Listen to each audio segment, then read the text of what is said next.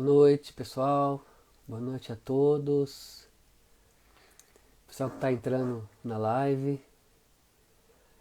Sejam todos bem-vindos a mais uma live Aspaco. Hoje um tema importante relacionado à nutrição. O pessoal está entrando. A gente sempre pede aí para quem está assistindo, né, dizer de onde está falando, né, a cidade que está acompanhando a gente hoje. Lembrar sempre que todo o material aqui fica salvo no nosso Instagram para depois quem quiser relembrar alguma parte, né, que passou. Então eu vou chamar o nosso convidado aqui enquanto o pessoal está entrando, tá? Então, Everaldo Botucatu. Vou chamar o Ricardo.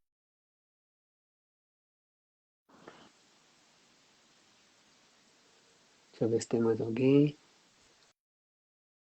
Bom, vamos aguardar. Ah, chegou. Boa Boa noite. noite, Boa noite, Ricardo. Tudo bem? tudo e você? Bem também, que bom. Bom, como a gente tem feito, né, a sequência de lives, e a gente sempre está alternando uma live técnica com um assunto mais técnico e uma live mais com criadores, né, para troca de experiências, para contar a trajetória, né, como a gente tem realizado, então, essas lives nesse ano, programado, né, hoje, então, nós vamos falar sobre alimentação de ovinos e o uso de punks, né? Então depois aí o Ricardo vai ajudar a gente a desvendar esse punk, o que é, né? Então a gente, mais uma vez, vou pedir, pessoal, se identificar aí de onde está falando e quem quiser ir fazendo perguntas, né? Aquelas que a gente conseguir puxar aqui e passar para o Ricardo. O Ricardo eu vou deixar ele se apresentar, né? Talvez, às vezes a gente deixe passar alguma coisa. Então, Ricardo, por favor, boa noite, obrigado aí pelo aceite do convite, pela sua presença, né? Se puder, então, fazer uma apresentação sua, né? Para a gente poder iniciar a nossa conversa. Tá joia. Bom, boa noite, gente. Eu que agradeço, na verdade, a Aspaco, o Hélio aí, não só pelo convite, mas sempre por estar fazendo essas lives, né, que eu acho que é muito importante e necessário aí esse contato maior com todo mundo e sempre aprender um pouquinho mais, né, porque a nossa cultura da ovinocultura ainda é muito, muito nova, a gente tem muita coisa para aprender ainda e trocando experiência aí fica mais fácil um pouquinho, né. A gente vê que a dor dos outros também é a nossa dor, né, e não é só a gente que está sozinho. Então, não sou produtor hoje, mas a gente também tem o rebanho aqui no Instituto de Zootecnia, então também tenho dores, gente. Ter certeza disso. Bom, eu sou médico veterinário, fiz o mestrado e o doutorado na área de produção animal, principalmente na sub-área de reprodução animal. No meio do doutorado passei para pesquisador científico do Instituto de Zootecnia, um órgão vinculado aí à Secretaria de Agricultura. E desde a iniciação científica, na verdade, que já estou aqui dentro, trabalhando aqui dentro, fazendo trabalhos com nutrição, inclusive na iniciação científica, com muita coisa com verminose. E em 2005 entrei como pesquisador, então, na unidade de Andradina, e em 2010 fui transferido aqui para Nova Odessa, onde há mais de 30 anos aí já tem a unidade de ovinos, né? E onde a gente tenta fazer trabalhos bem práticos, bem voltados para o que o produtor precisa. Não é aquele trabalho muito engavetado, né? A gente faz realmente o que a gente acha que é necessário, principalmente o pequeno e médio produtor.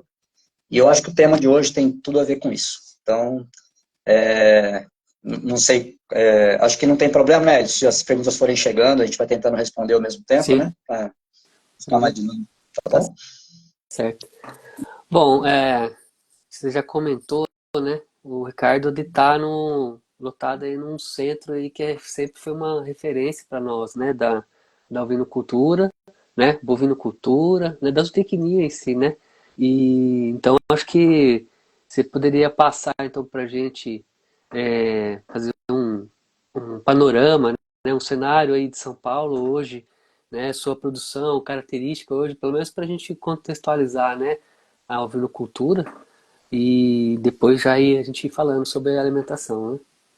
Legal. Antes disso, né, para não esquecer, tanto para você quanto para se tiver mais algum zootecnista aí assistindo, que eu tenho certeza que tem, parabenizar o dia de vocês, né, que foi ontem.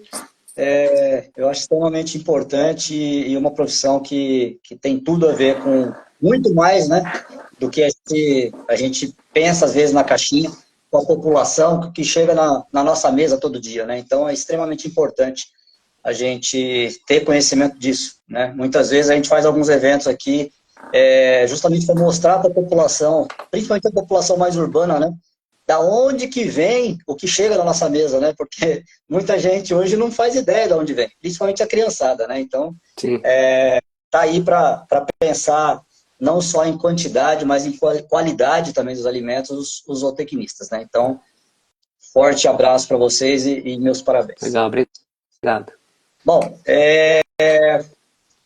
um dos nossos problemas, na verdade, né, quando a gente fala de cenário, muitas vezes é não conhecer, né, a fundo o que, não só São Paulo, né, mas o que a gente tem na ovinocultura, né? A gente já passou por algumas situações de ser questionado, né, para políticas públicas, do que a gente tem, e às vezes a gente fica meio vendido porque a gente não tem os números exatos, né? Agora, só lembrando também que o que vai ajudar muito isso está tendo esse recadastramento da defesa, né, sanitária, e isso é muito mais importante do que só pensar em fazer o recadastramento. É um início aí, né, um começo para a gente ter os números certos, para a gente começar a organizar de uma forma melhor, principalmente porque o Ministério também da Agricultura, né, não só a Secretaria de São Paulo, mas o Ministério da Agricultura está começando a mexer com isso e eles querem que a gente apresente um plano dentro dos próximos 3 a 5 anos aí, né? Então, se a gente não conhecer o que a gente tem em casa, fica um pouco mais difícil a gente trabalhar. Mas eu, particularmente, sempre gostei muito da ovinocultura, desde a faculdade, que eu já trabalho com ovinos, e, além de tudo, sou um amante, né, da ovinocultura e principalmente da carne de ovinos. Então, eu acho que o cenário é muito positivo, né? Eu acho que mudou muito o que a gente tinha de 20, 25 anos atrás para agora, né? Até o perfil do produtor eu acho que mudou bastante, de uma forma muito positiva, na verdade. E hoje a gente vê, né? Antigamente a gente falava em um produtor com 300 cabeças em São Paulo, era um produtor grande, né? E hoje a gente vê aí produções muito, muito maiores que isso, e com potencial muito interessante. Então, eu vejo com bons olhos, né? Acho que o mercado também, a gente fala sempre que o mercado é comprador, é comprador, é comprador, mas há 20 anos que a gente fala do mesmo consumo per capita, né? E agora eu vejo um pouquinho diferente, eu acho que isso pode mudar agora, eu acho que pode crescer bastante. Obviamente, nem isso tudo são flores, né? A gente tem os problemas da ovinocultura e a gente tem que lidar com isso da melhor maneira possível. A gente tem que ser muito profissional, né? Eu sempre brinco que é diferente ter e criar, né? Então, a gente está falando agora de um agronegócio, né? E todo negócio a gente tem que ser o mais profissional possível. Então, buscar informação e fazer a coisa certa é extremamente importante. Uma particularidade de São Paulo que a gente tem é que às vezes a ovinocultura é a quarta ou até às vezes a quinta atividade do ovinocultor, né? E então ele acaba sendo às vezes muito mais profissional nas primeiras atividades e a ovinocultura fica um pouquinho de lado, né? E esse um pouquinho de lado, como é um ciclo muito intensivo, muito rápido, né? Porque a produção de ovinos, quando é feito de maneira adequada, o crescimento é muito rápido. Se ficar um pouquinho de lado e deixar alguma coisinha de lado, a gente pode ter um prejuízo depois, né? Então a gente tem que se profissionalizar, tem que buscar e tem que fazer acontecer da maneira certa, né? Beleza. Bom, pessoal, vou lembrar vocês mais uma vez de comentar aí de onde vocês estão falando, tá? O pessoal tá entrando aí, então dá um boa noite, fala da cidade que tá falando, né? Por gentileza. Bom, já que você comentou, Ricardo, esse recadastramento, né? Então o produtor paulista, né? Dentro do estado de São Paulo tá convocado, né, para fazer essa atualização cadastral. Ela é uma atualização é, que não vai haver nenhuma penalidade, né? Isso foi frisado pela Secretaria da Agricultura. Então é um chamamento aí, né, para o pessoal atualizar seu rebanho. Ah, mas eu tenho mais do que eu tinha, tenho menos, eu tenho isso. Não importa, né? A secretaria hoje está com essa mentalidade, né? Com esse desejo realmente de ter essas informações. E isso é bom para o setor, né? Para depois, lá na frente, políticas públicas, como que vai ser a atuação da própria Secretaria da Agricultura, dos institutos, como o Ricardo falou, né? De atender o criador nas suas demandas, né? Deixa eu ver aqui, ó. Tiago Vide, São Paulo, Bauru, São Paulo, Fernando Pioli, Jacutinga, sul de Minas, e desculpa, mas é Instobone, São Paulo, capital. Tá, maravilha, muito bom. E depois, gente, recado de novo para os criadores são paulistas. Na verdade, a partir de 1º de maio já está obrigatório esse cadastramento para todas as espécies, né? A gente estava com uma campanha para ovinos, caprinos e suínos, e agora para todos os animais. É importante ter essa atualização. Bom, Ricardo, acho que você falou uma questão importante, né, de deixar muitas vezes a margem, né, a ovinocultura dentro da propriedade, e a gente sabe que a alimentação pesa muito, né? É um dos itens que quando compõe o custo de produção é o que mais representa e né, consome uma fatia aí grande, considerável do custo de produção, né? Diante disso aí, qual que é o seu recado aí sobre a importância, né? O que você pensa sobre essa questão, né? A importância da alimentação dos animais, né?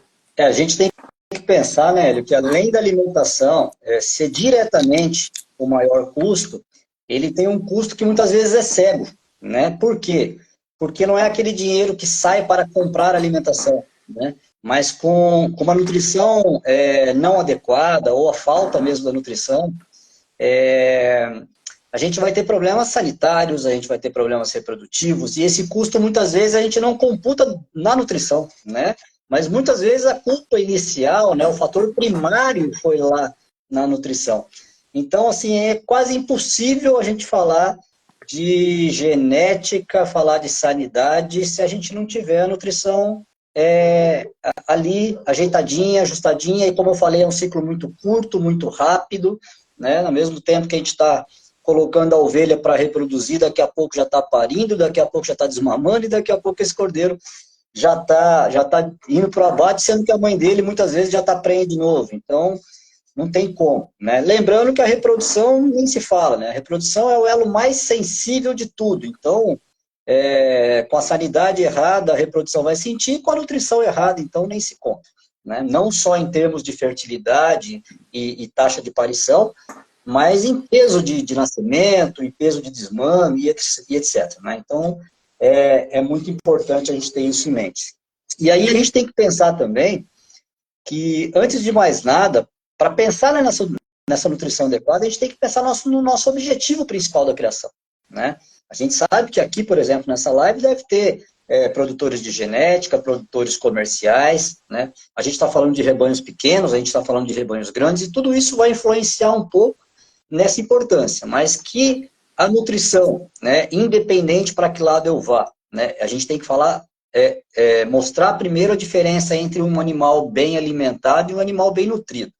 Né? Não é porque está com barriga cheia que ele está bem nutrido. Né? Então a gente tem que pensar isso. E isso vai diretamente de encontro com o nosso objetivo.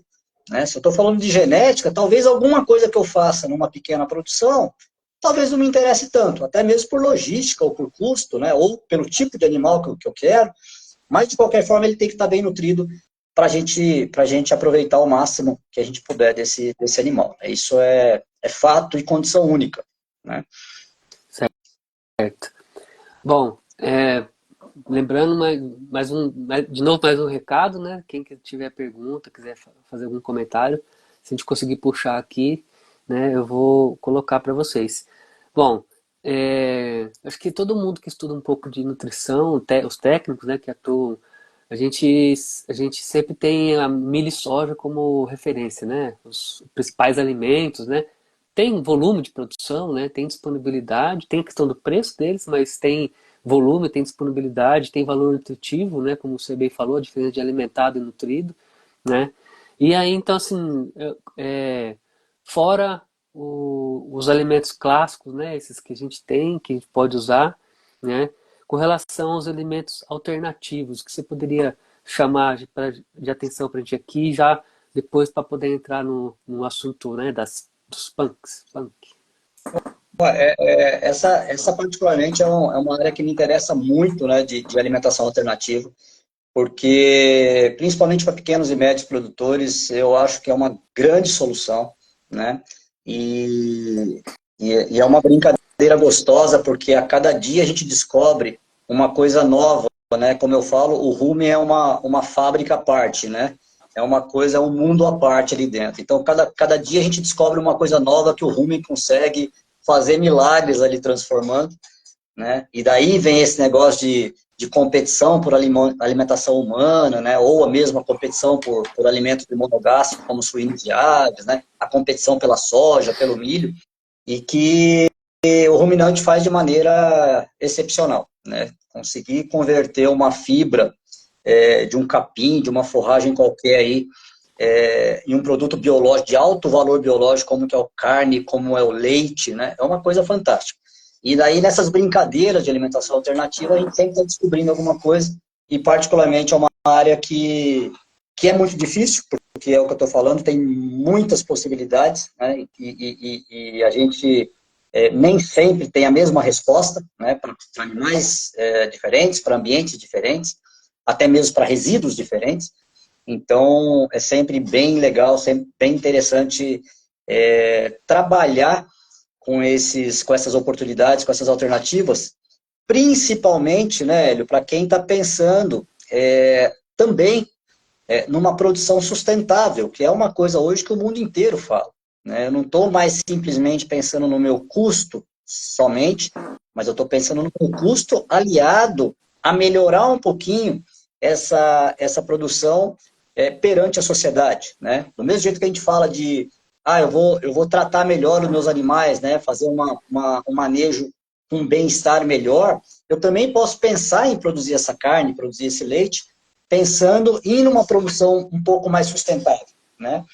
Por exemplo, quando eu uso resíduo agroindustrial, né, isso normalmente poderia virar um lixo, vamos dizer assim, e que, oferecendo para o ruminante, ou às vezes até, dependendo do resíduo, até para monogástrico, eu consigo transformar num alimento que vai transformar em alto valor biológico, né, ser transformado em alto valor biológico.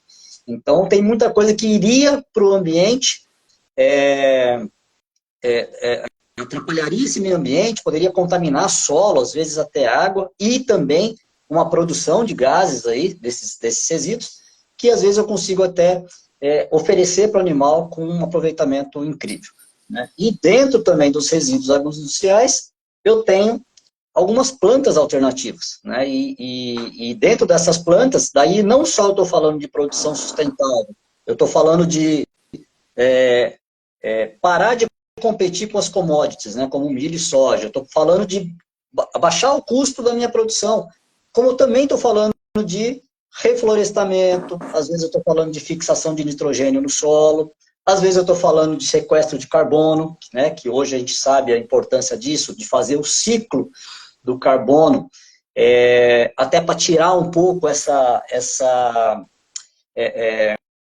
toda essa pressão que a pecuária hoje sofre, né, de que a gente produz metano, que a gente é culpado do aquecimento global, né, a gente sabe que não é bem assim, né, o carbono que vem, o metano entérico, é um ciclo, né, normal do animal, que fica aí no ambiente entre 12 e 15 anos, enquanto a queima de combustível fóssil é outra conversa, né. Então a gente sabe que não é bem assim a conversa, mas também vamos trabalhar tentando mitigar, tentando diminuir essa produção que seria natural do ruminante, né, fazendo isso também com essas plantas. E também muitas dessas plantas a gente acaba usando até como cobertura de solo, né? Como cortes mesmo para adubação verde, que a gente chama, né? Então fica muito interessante a brincadeira, porque a gente tem um leque para explorar e cada produtor aí vai conseguir enxergar o que interessa para ele. Não somente o custo, mas toda essa parte sustentável também. Certo. Ó, o Thiago Vides ele já deixou duas perguntas aqui, já adiantando, falando da moringa, tá? E a moringa vai ser um ponto que você vai abordar.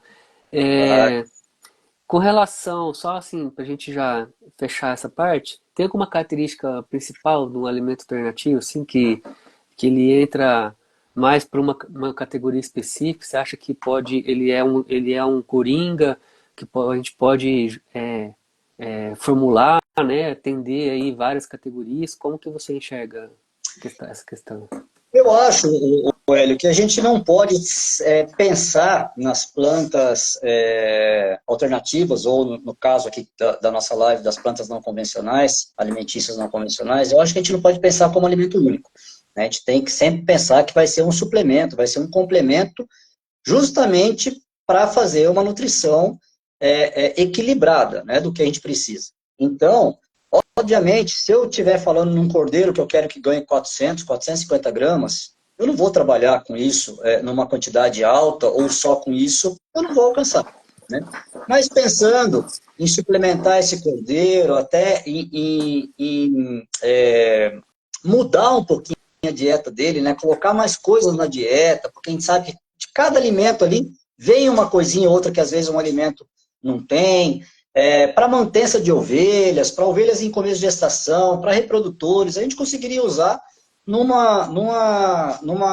nível bem alto, né? Até mesmo para ovelhas em lactação, ovelhas em final de gestação, mas com isso, né? Sempre pensando numa nutrição balanceada para cada fase. Tá? Então, exclusivamente eu não usaria.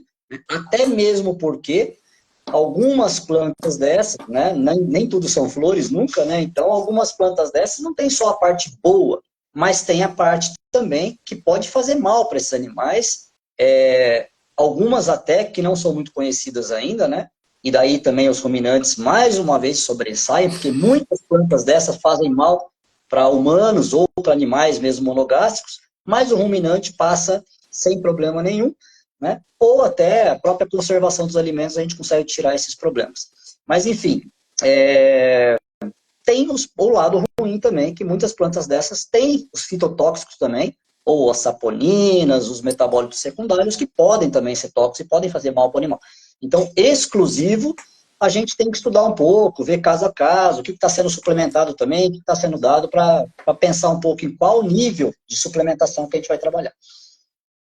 Ah, perfeito, porque isso é uma coisa importante, porque com certeza para você deve chegar muita pergunta. Ah, fulano falou que tem isso, fulano falou que achou aquilo, fulano falou que usa isso, né?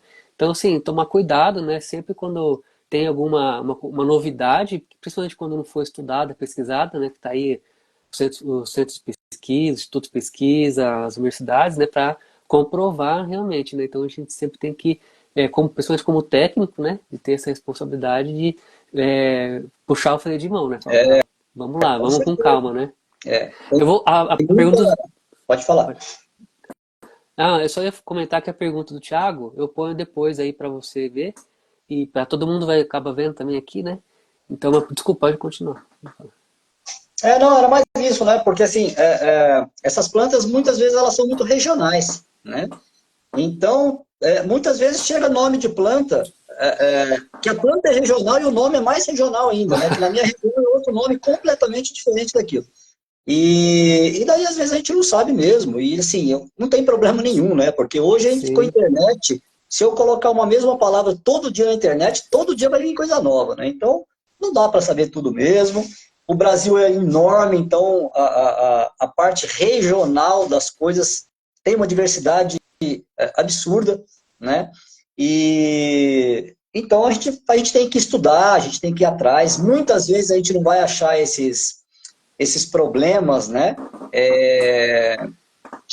Muitas vezes, talvez algumas vezes, tá? A gente não vai achar esse problema em livros ou em trabalhos de agropecuária, né? A gente vai achar esses problemas, essa toxicidade, lá nos trabalhos de farmácia, de farmacologia, que lá vai ser estudado a parte fitoquímica, fitotóxica da planta, e às vezes a gente não sabe ainda, né? Então, assim, a gente tem que realmente tomar cuidado com o que a gente dá e com quanto que a gente dá, não só para os animais, né? Principalmente para a gente, porque muito conhecimento popular aí é extremamente importante e realmente é muito sábio, mas tem muita coisa que pode causar mal para a gente, né?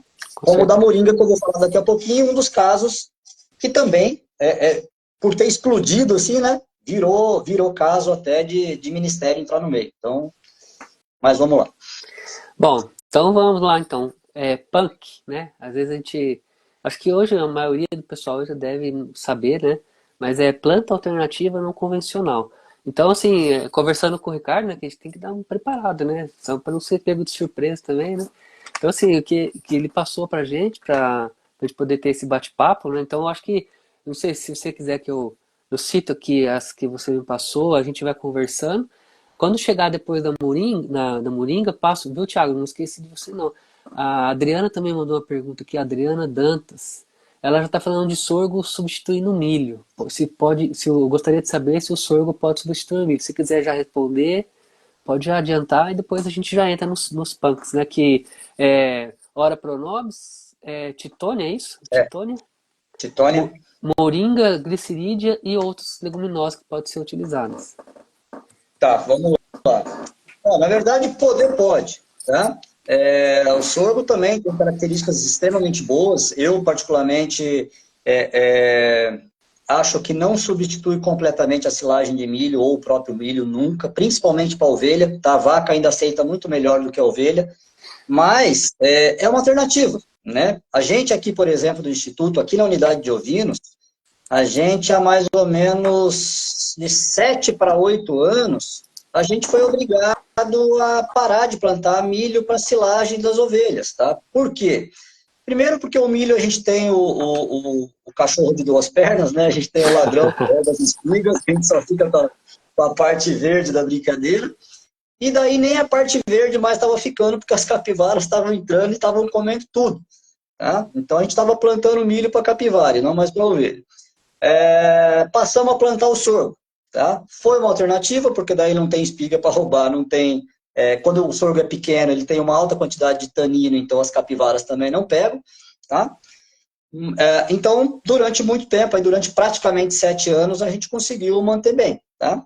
De uns 2 anos para cá, eu não sei se pela variedade do sorgo ou pela falta de alternativa das capivaras, elas também começaram a pegar o sorgo, tá? Então, a gente está meio até sem saber o que a gente vai plantar agora para o próximo ano, porque o estrago ano passado já foi razoável e esse ano também, tá? Mas é uma alternativa, tá? Pode se trocar, como eu falei, eu não acho que tem a mesma qualidade, mas é uma alternativa boa e em questão de produção, se plantar direitinho, vai muito bem também. Legal. Hélio, pode dar seu E pitaco também, que você entende bem dessa área também. hoje o convidado aqui é você. A sua experiência aqui é mais importante para nós. Ora Pronobis, eu assim, eu só ouvi falar até hoje para parte humana, né? Da propaganda aí, pessoal vendendo pílula de Ora Pronobis. Eu desconhecia essa parte do para uso animal, né? Como que é essa questão do Ora Pronobis? Então, na verdade, vamos começar do começo, Hélio, falando de um pouquinho de Tá, punks, tá? punks. Punk, na verdade, são as plantas alimentícias não convencionais. Ali. E quando a gente fala em punk, apesar que hoje a gente já conhece melhor essa palavra, a gente sempre pensa em humano, né? Difícil a gente associar punk a animal, né? E daí outro dia até gerou uma discussão, né? Se para animal a gente também falava punk, né? Porque se for pensar, um animal solto, né? Não em criação com pasto cultivado, eu falo, né? Um animal mais em vida livre, ele vai escolher o que ele vai comer. Então, na verdade, não existe uma punk, né? Ele vai comer o que tem para comer, e normalmente ele come, o animal é muito sábio quanto a isso, né? Ele acaba pegando um pouco de tudo ali, então nada seria uma punk. Mas aí, estudando um pouco melhor sobre isso, a gente começa a pensar que, na verdade, punk é um nome mais recente, porque até para humano, antigamente não existia punk, né? Por exemplo, eu vou falar inúmeros exemplos aqui, que hoje pode ser um pouco mais difícil para a nossa sociedade ingerir, né? Para a gente ter acesso até às vezes, Mas que antigamente, né, quando eu comecei a pegar a lista de punk para humano, eu falei assim, nossa, mas minha família no sul de Minas come isso todo dia, né? E pra gente é punk, né? Então, assim, o que é punk, né? Então, volta naquilo que a gente estava falando, que é muito regional, né? Pode ser que na sua região aquilo seja normal, mas que para minha região ou para minha alimentação seja uma punk, né? Então, por exemplo, peixinho, né? E inúmeras outras aí que eu vou citar também, é, gente que come todo dia, né? Então, é difícil, tá? Mas isso é legal da gente ver, porque na verdade é um resgate de costume, né? E essas punks, elas têm uma, às vezes, ou mais partes comestíveis, né? Mas normalmente elas têm algumas particularidades, né? Como fonte de fibra, mineral, vitamina, normalmente tem alta proteína, são fáceis de ser cultivadas, tá? Baixo impacto ambiental e muitas vezes elas são associadas também a benefícios para a saúde, né? Então são consideradas muitas vezes como nutracêuticas também, né? E na verdade é isso que a gente quer tentar levar ou transferir para a alimentação animal, né? Só que daí cai naquilo que eu falei, né? Se o animal tivesse solto, ele comeria qualquer coisa que ele achasse pela frente, né? O que é até engraçado que muitas vezes punk é confundida com praga, né? Ou com erva daninha, né? Sim. Porque ela tem essa característica, né? Então, num pasto, muitas vezes, num pasto mais degradado, a gente vai ter essas punks naturalmente, né? Mas num pasto cultivado, você meio que obriga o animal a comer o que você quer, né? Que se ele tivesse, não sei se vocês já ouviram falar de manejo holístico, né? O manejo holístico tem um pensamento um pouco diferente, que se você chamar de planta daninha, né? Eles não gostam, porque para eles aquilo não é, aquilo faz parte do ambiente, né? Faz parte do que o animal tem que comer naturalmente. Tem que ter essa diversidade de planta, né? Mas para a gente que cultiva um pasto, a gente acha meio estranho. Então, o que a gente considera, ou pelo menos o que eu estou considerando como punk para alimentação animal, é justamente isso, né? Quando você tem a sua alimentação ali que você cultivou, né? O seu pasto, por exemplo, de um capim qualquer, e você traz alguma coisa de fora que os animais não estão acostumados ou que não têm acesso diário, tá? Então, é isso mais ou menos que a gente vai considerar aí como punk para alimentação, tá? E daí, volto a dizer, algumas dessas plantas que a gente vai conversar aqui hoje, pode ser que em algumas regiões ou alguém que está aqui na live não seja punk, porque é a alimentação normal da região dele, tá? Então, isso vamos deixar bem claro aí para não ter problema, tá? Certo. Volto só a frisar, tá, Hélio, que tanto para alimentação humana quanto para alimentação animal, a gente tem que tomar muito cuidado com a parte dos fitotóxicos, tá? Porque já ouvi muita coisa, né? A gente chega no quintal da pessoa, às vezes, vê uma planta, ela fala, mas por que você usa isso? Ela, não, escutei falar que isso é bom. E daí você vai ler aquilo, na verdade, pode, sei lá, vou chutar qualquer coisa aqui, né? Pode até acabar com a dor de cabeça dela, mas o fígado dela tá indo pro buraco, né? A gente tem que tomar muito cuidado com isso. Uma situação, não é nem com alimentação, né? Mas eu estava na propriedade e aí o funcionário falou assim, nossa, mas a ovelha, não lembro se era uma mise, o que que era, né? Mas não curava, era um corte, tal. Eu usava tudo, aí me falaram pegar a folha do barbatimão, esfregar ali, que, nossa, ele falou que resolveu na hora, assim, foi de uma hora para outra, mas aí eu comecei a pesquisar, né, do barbatimão. Hoje eu já escuta bastante, né, falar do barbatimão, mas ele é extremamente perigoso se você não usar da forma adequada, né? De uma forma correta, segura, né? Então, isso vale também, com certeza, né? Para essa parte do que você vai fornecer para o animal alimentar, né? Para ele Sim. adquirir nutrientes, tudo. É, Se algumas dessas plantas fazem mal com o uso externo, Hélio, você imagina ingerindo, então. pois é, né? Fica muito mais próximo do perigo, do problema, do que o uso externo, né? Sim. O pessoal tá entrando aí, ó. Vamos falar de onde vocês estão ouvindo, vendo a gente, assistindo. Lembrar que vai ficar salva, compartilha aí com os amigos, avisa lá que tá tendo a live, tá? Não esquece de dar uma boa noite e falar de onde estão falando. Não, é redundância, né? Falar de onde estão falando, mas falar de onde estão assistindo a gente. Pronto. Escrever de onde estão falando, pronto. Isso, é. Então vamos lá. Ora Pronobis, Titônia, Moringa. A Embrapa até já tem um curso online de glicídia, né? Se não me engano. Mas dentro dessas que você destacou pra gente aí, o que você pode falar para nós? Bom, na verdade eu vou começar. Do Ora Pronobis eu acho que tem muita coisa interessante e muita coisa que pode ser compartilhado, né, entre alimentação humana e alimentação animal, né? O Ora Pronobis é um exemplo disso que a gente está falando, né? Dependendo da região de Minas que você vai, Ora Pronobis não é punk, né? Ora Pronobis é normal, eles têm até sorvete de Ora Pronobis em Minas, né? Eles colocam Ora Pronobis até em pão de queijo, até em bolo, então assim, não é um punk, né? Não é uma punk, mas é bem interessante. Daí o bom do Ora Pronobis, além da parte de proteína, de ferro principalmente, que é muito forte, né? Ele é também considerado nutracêutico para muita coisa, né? Então, por exemplo, não estou falando que isso é tratamento, tá? Mas é um suplemento, né? Quando a gente está com animal com verminose, a gente acaba aplicando ferro, né? Então, se você está dando um alimento que já é naturalmente rico em ferro, isso pode ser um apoio, né? Não é tratamento, não vai acabar com a verminose. Mas pode ser um apoio porque ele tem proteína alta e ele tem esse ferro, né? Então, a gente acaba usando essas coisas de forma bem interessante para muita coisa, tá? Não tem muitos trabalhos ainda, né? Até mesmo porque o Ora Pronobis até é interessante e importante citar isso, né? A gente fala em Ora Pronobis e a gente pensa que é tudo igual.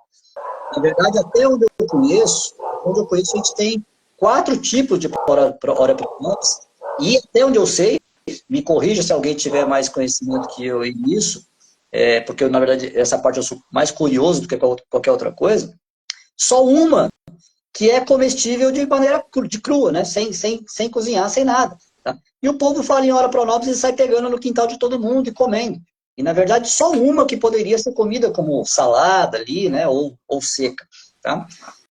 As outras não. As outras têm um potencial fitotóxico também. Tá? Mas para animal, o que pega um pouquinho é que o Ora Pronobis ele tem bastante espinho também. Né? Então, o processamento disso para dar para o animal é mais trabalhoso. Né? A gente usa como cerca-viva, e muitas vezes como cerca-viva a gente tem que fazer a poda da cerca-viva, e daí para não jogar fora, você poderia triturar e dar para o animal, ou então desfolhar e dar para o animal, né? Desfolhar que eu falo não é passar a mão porque ele tem espinho, tá? É realmente deixar secar um pouquinho e as folhas naturalmente vão cair, tá? Mas é um pouco mais trabalhoso, né? Então a gente acaba tendo poucos trabalhos ainda com Ora Pronobis. Mas é um potencial, o que eu falei, né? Para quem tem poucos animais, ou para quem tem uma pequena criação, e às vezes tem o Ora Pronobis lá como cerca-viva, de se pensar em suplementar os animais também. Deixa eu Ah, só, pera só um minuto, deixa eu só para não deixar passar batida aqui, ó. Novo Prado, Brasília, Cabanha, Jatobá, Jataí, Goiás, Enio Miller, Miller, fala Enio Miller, Santa Cruz do Sul, Rio Grande do Sul, o Biratã tem uma pergunta aqui, Cabanha do RPD Tatuí, São Paulo, boa noite, a Nina Fazenda Vila Nova, Rio Grande do Sul, pessoal do Sul, força aí, um abraço para vocês, estão no pensamento para a recuperação de todos, participando de campanha, e deixa eu ver aqui, ó, o Biratã, ele, se quiser já aproveitar, né? Tiago, vamos voltar, vamos chegar na Moringa, hein? Há estudos, o Biratã está perguntando, há estudos de uso de punks com qualidade de carne?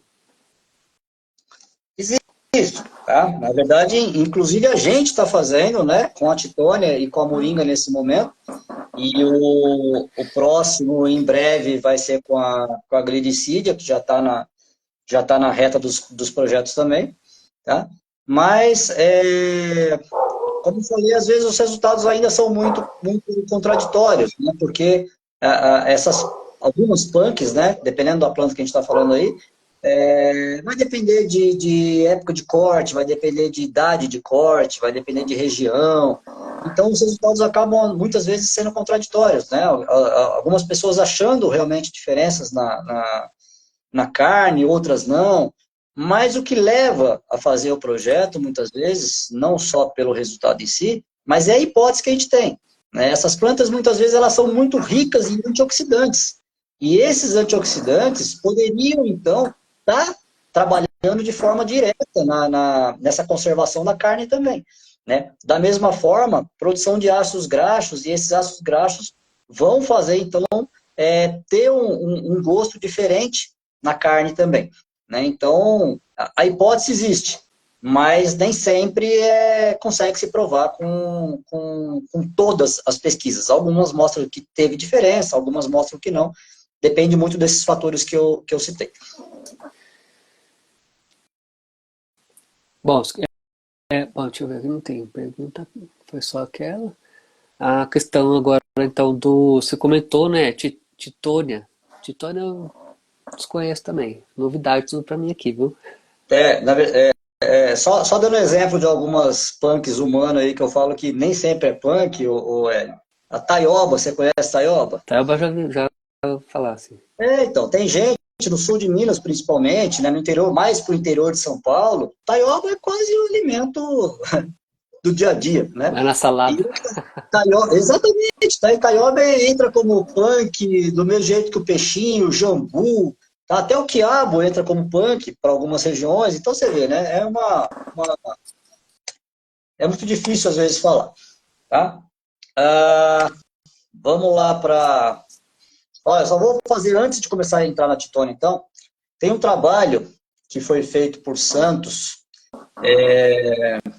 em 21, que ele fez um trabalho de utilização de plantas alimentícias não convencionais e forrageiras na alimentação de ovinos no território do Cisal, região do semiárido baiano. Tá?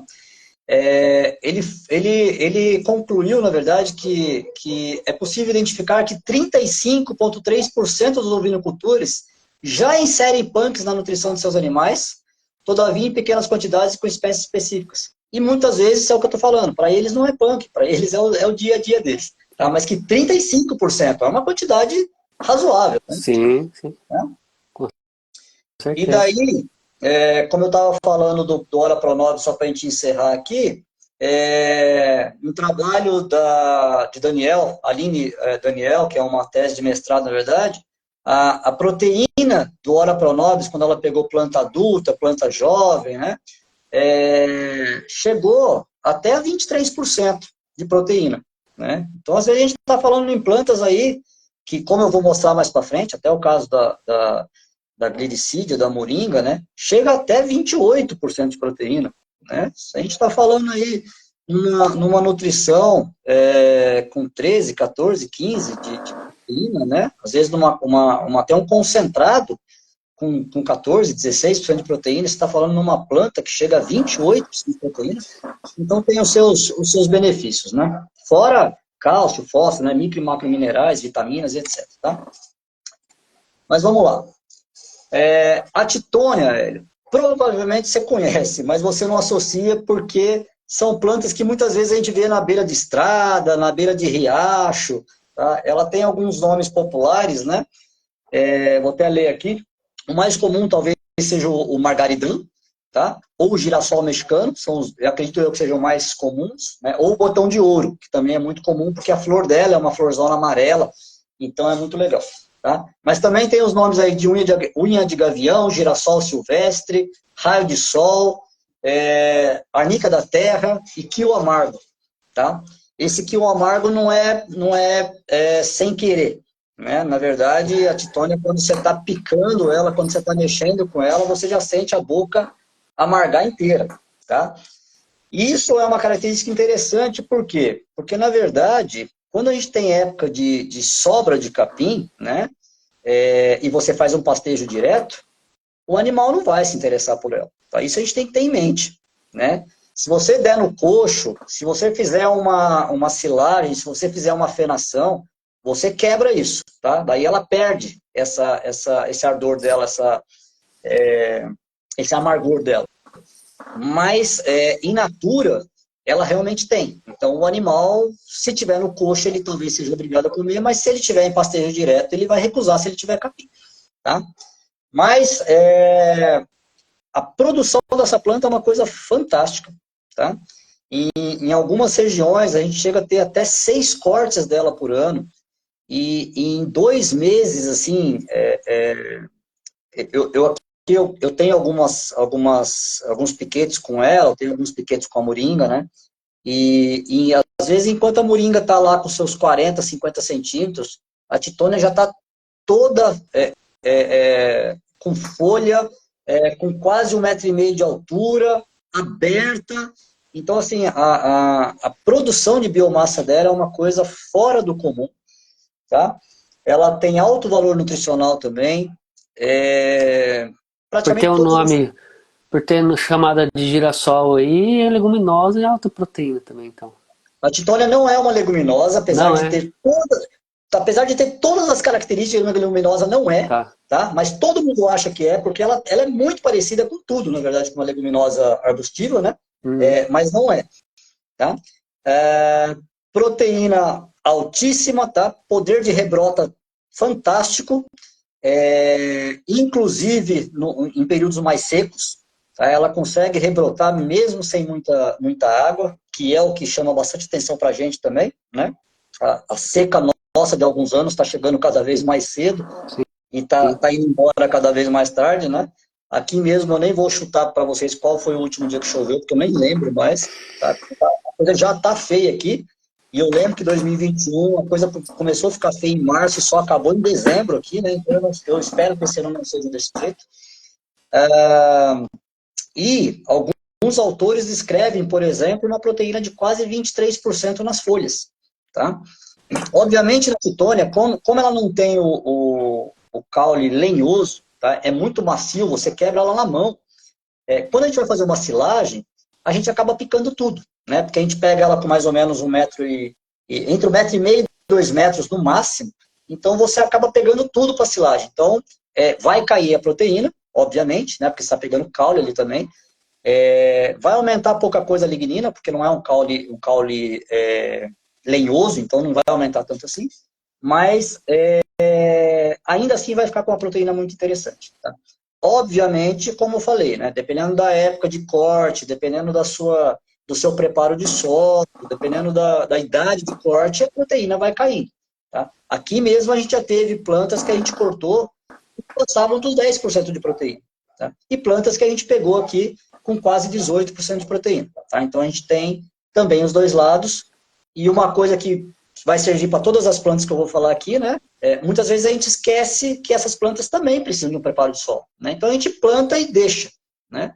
E não é bem assim. Né? Pode deixar sabendo que a qualidade da planta vai ser diretamente proporcional, aí, ou pelo menos proporcional à qualidade do nosso solo. Tá? Oh, Plantio é muito tranquilo, né? Plantio é por estaca, por estaquia, então, assim, às vezes a gente corta e o talo está um pouquinho grosso, a gente corta a parte mais aérea e joga do lado, assim, o talo. Você volta lá depois de 2 semanas, ele brotou, tá? Então, é muito tranquilo o plantio, é muito interessante também. no Novo Prato tá perguntando aqui, ó, vai a flor do margaridão junto na silagem?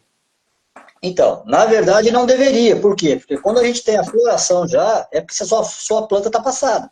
Né? Então, com plantas aí com uma idade adequada, com esse 1,5 m a 2 metros, com a idade adequada, tá? Você não era para ter flor. Tá? Agora, se você atrasar e for uma época seca, se o solo não estiver muito bom, você pode ter planta com 1,5 m com flor. Tá? E daí, você não vai ficar tirando flor por flor. Tá? Mesmo porque a flor é uma das partes comestíveis do margaridão também, da titônia também. Tá? Então, a gente pode até usar sim. Tá? Mas não seria indicado porque você está perdendo a qualidade da planta, na verdade. E como ela tem alta proteína, você está falando a questão de ensilar ela, poder tampão, a questão proteica do processo de silagem, tem algum... Você falou que você está com um projeto, né? Ou é o próximo, ou é o tá na fila da Titânia? Esse, na verdade, da titônia eu já encerrei, esse é. E agora eu tô com... É o mesmo projeto, mas eram 2 partes, né? A primeira parte era com titônia, a segunda era com moringa, então agora eu tô com a moringa, na verdade. Da A questão titônia de já... pH da silagem, tudo teve influência? Não, é muito tranquilo quanto a isso. Um dos problemas, na verdade, que a gente tem como a gente ensila com o talo, né? Então a umidade dela é muito alta. Hum, Né? A gente chega a pegar a titônia aí, às vezes, com 20, 22% de umidade. tá. Tá? De matéria seca, desculpa. Tá? E daí a gente sabe que isso a gente teria que trabalhar de alguma forma, tá? Então, o que a gente faz muitas vezes é fazer o pré-secamento, né, a pré-secagem, tá? Que a gente, na verdade, corta e deixa ela esparramada, tá? Ou se quiser perder água ainda mais rápido, a gente pica e deixa ela esparramada, mas aqui, por questão de logística, a gente sempre corta e deixa esparramada, e na hora de fazer a silagem, a gente pica. Tá? A gente acha que demora um pouquinho mais para perder essa água, mas a qualidade dela fica um pouco melhor. Tá? Mas como a gente está ensacando, a gente fez a silagem em saco, né? A gente usou os sacos para fazer, ensacadeira para fazer, fez a silagem em saco. Mesmo assim, a qualidade dela foi ótima. Tá? A gente não conseguiu fazer uma silagem boa com 100% de titônia. Tá? Mas de 75% de titônia para baixo, todas elas ficaram excelentes. Tá? Com 100%, realmente, a nossa, não estou falando que não dá para fazer, mas a nossa não ficou legal. Tá? Ela apodreceu mais do que a gente gostaria e ficou bem escura, apesar que todas as características dela ali estavam boas, não teve bolor, na verdade, não teve fumo, mas ela ficou muito mais escura e com um cheiro não muito agradável quando a gente abriu. Então, a gente não gostou muito. Certo. A gente Bom, trabalhou, para você ter ideia só, a gente trabalhou... O cachorro está atrapalhando aí, não, não? o Não. meu também tá, Resolveu latir agora, estava quieto até agora. tá baixinho. Que bom. A gente está trabalhando, fazendo a mistura com a cana, né? A gente sabe que cana também tem uma biomassa excelente, é época de inverno, né? Que a gente pode usar e tal, mas que a proteína da cana é terrível, né? É muito baixa. Então, a ideia foi fazer essa mistura, né? De titônia e com cana-de-açúcar, ou a própria moringa com cana-de-açúcar, para elevar justamente o teor de proteína e aumentar a digestibilidade dessa silagem. Legal. Bom, agora acho que dá para falar. Tiago, você tá aí ainda, Tiago? Agora vamos falar da moringa. Aí a gente põe a pergunta do Tiago depois, ver se o Ricardo já fala da moringa e a gente coloca aí a pergunta dele. Vamos lá. Tem mais alguma coisa da Titânia? Se quer complementar? Ficou Eu só achei faltando? interessante que teve essa pergunta da substituição do sorgo pelo milho, na verdade, né? E quando eu estava dando uma revisada nos artigos mais recentes agora, eu me deparei, não é um artigo, é um site, na verdade, tá? De uma revista técnica, né? Ciência e Tecnologia, que trouxe um texto falando da substituição do botão de ouro, né, do Go to Button, por milho, né? E daí eles fizeram um trabalho com vaca leiteira, na verdade, que a gente sabe que a exigência é alta, né? E viram tanto produção de leite, quanto a parte de custo de produção dessa silagem, e nesse trabalho foi tudo positivo para a Titânia, né? Então, assim, é um artigo técnico, tá? Não é um artigo científico, então a gente tem que ir com parcimônia também, não pode ir com tanta sede ao pote, mas eu Uhum. achei interessante o que eles trazem de discussão, porque o volume produzido é muito alto, né? A rebrota é muito alto, e por conta da proteína, a produção de leite foi muito interessante também. Legal. Moringa. Moringa. Moringa é uma planta bem interessante, né? Está sendo muito estudada e muito trabalhada, principalmente no Nordeste. É uma planta muito resistente, com uma proteína altíssima também. Assim como a titônia, ela pode ser usada in natura, né, verde mesmo. A gente pode fazer a silagem, a gente pode fazer o feno, a gente pode usar como banco de proteína, a gente pode usar como pastejo direto, a gente pode usar como adubação verde, né? Tudo isso a titônia também tem. Então, assim, já passa a ser uma ideia interessante. Por quê? Porque tem época que você vai poder usar ou vai querer usar, tem época que você não quer usar, e daí você consegue fazer adubação verde, por exemplo, né? Ou então conservar esse alimento em forma de silagem de feno. Então, a gente garante aí alguns períodos que a gente sabe que são mais complicados para a gente. A moringa, a moringa, diferente da titônia, a moringa sim é uma leguminosa, tá? Então a gente tem que ter isso em mente também. E como leguminosa, ela também tem a fixação do nitrogênio no solo, né? Então tem muita gente plantando consorciado também com capim, né? Em filas, em linhas, ou até mesmo com outras plantas, tá? Por exemplo, com o capiaçu, tem gente fazendo o consórcio, ou mesmo com pastagem, tá? E daí dentro da pastagem tem esse propósito, né? Ou com adubação, ou com pastejo direto, ou como banco de proteína, ou ainda como adubação verde, tá? Tem um site que traz 10 motivos para adoção da moringa olerífera na pecuária leiteira, mais uma vez, tá? E é o que eu digo, né? Se serve bastante para vaca leiteira aí, para pecuária leiteira, em muitos casos também vai servir perfeitamente para as ovelhas, tá? Por exemplo, aumento da produção de qualidade do leite, enriquecimento nutricional da dieta, reforço do sistema imune, tá? Porque ela contém alguns metabólicos secundários aí que são interessantes, propriedades antimicrobianas, atividade anti-inflamatória, benefícios reprodutivos, cultivo e processamento simples, redução de custo com suplemento, versatilidade do fornecimento e aproveitamento integral da planta, porque se a gente também cortar na altura certa, a gente também consegue aproveitar tudo. Aí quando a gente corta aí praticamente a 20 centímetros do solo. É a primeira vez que a gente plantou, que eu pedi informação de quantos centímetros eu cortava do solo, e a mulher falou 20, eu falei, você é louca, você vai matar todas as minhas moringas, né? E em pouquíssimo tempo estava tudo rebrotando, e já estava tudo perfilhando, e depois do primeiro corte, realmente ela começa a abrir, e a coisa vai bem interessante, é bem legal.